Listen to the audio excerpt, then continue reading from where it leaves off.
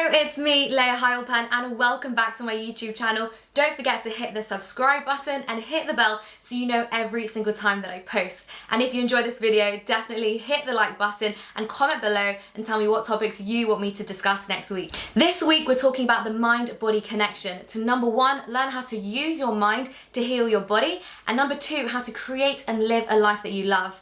And joining me on the line to talk about all of this is the absolute expert in this field, Dr. Phil Parker.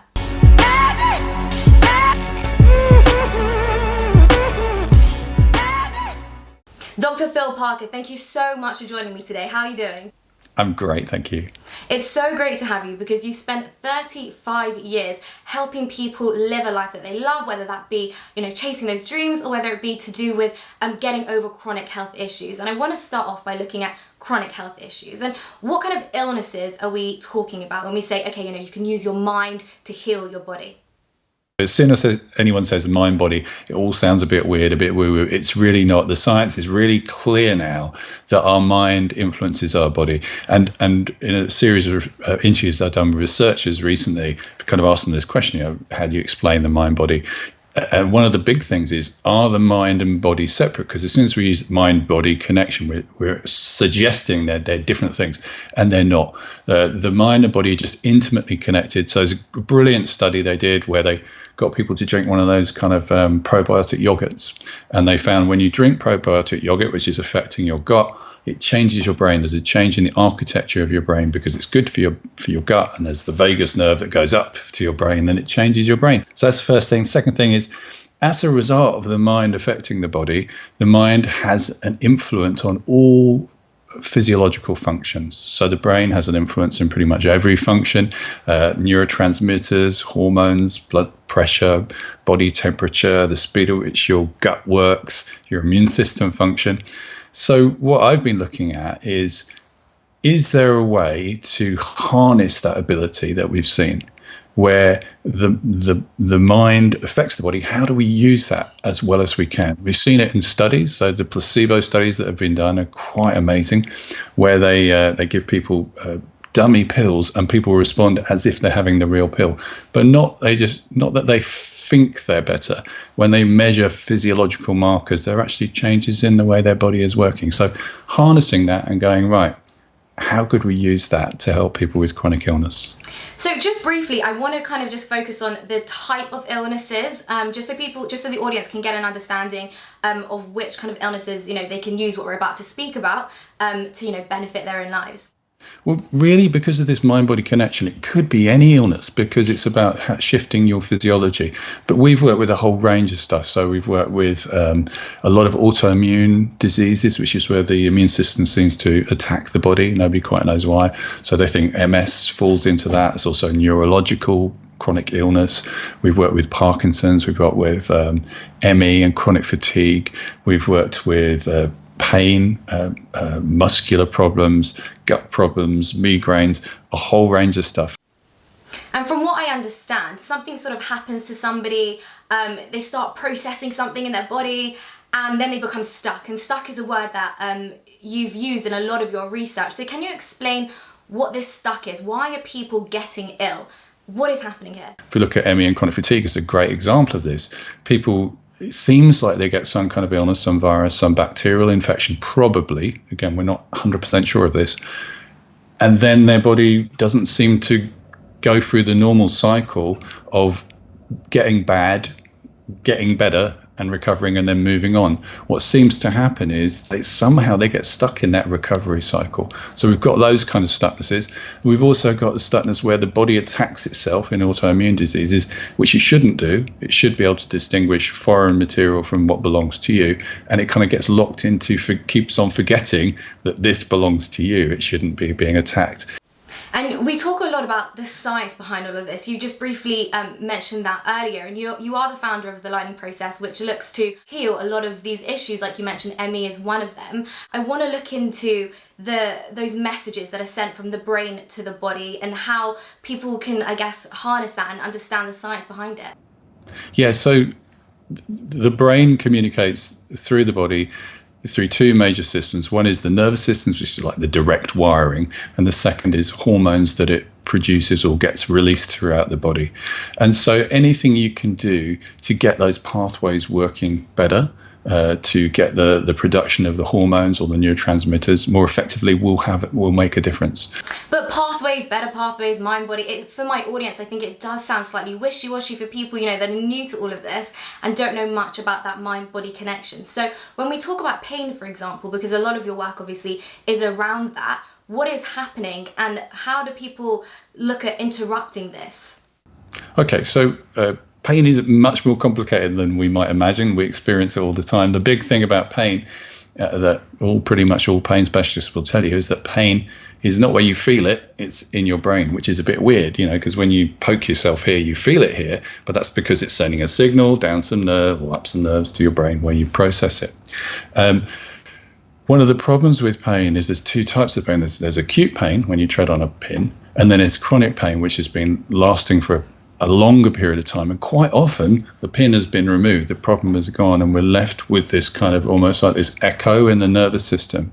And so looking at how do we switch that off, because there's no point in trying to sort this bit out. That's not where the problem is. The problem is in the processing, the way that the brain seems to have forgotten. Again, it's got slightly stuck. It seems to have forgotten the pain isn't there anymore.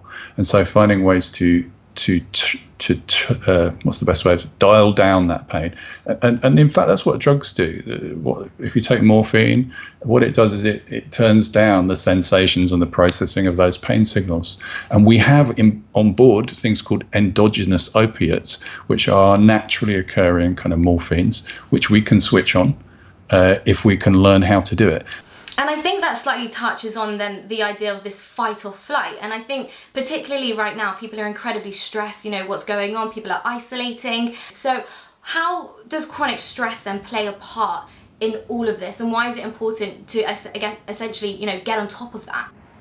Yeah, it is really, really important. It's such an interesting time that we're living in, and some people would say massively threatening time. People often ask me, they say, so Phil, you say that stress is not good for your body, and there's lots of evidence that stress isn't good for your body.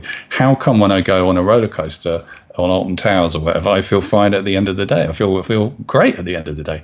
And the latest research suggests that there is what's called challenge and threat. And a challenge is something you think, you know what, I could probably deal with that. It's kind of, you know, I'm going to get my head around it, but I've got what's needed. Threat is where you feel like I'm not sure I can deal with this. So long-term stress, when we get into long-term stress, it has a number of very well documented effects on our body. It suppresses our immune system, stops us being able to fight infection, which of course is really important at this time. You know, if we do come across the virus is whatever it is. The question is, what is our immune system like? What can we do to boost that, to give us the best chance of making this a mild infection rather than a serious one?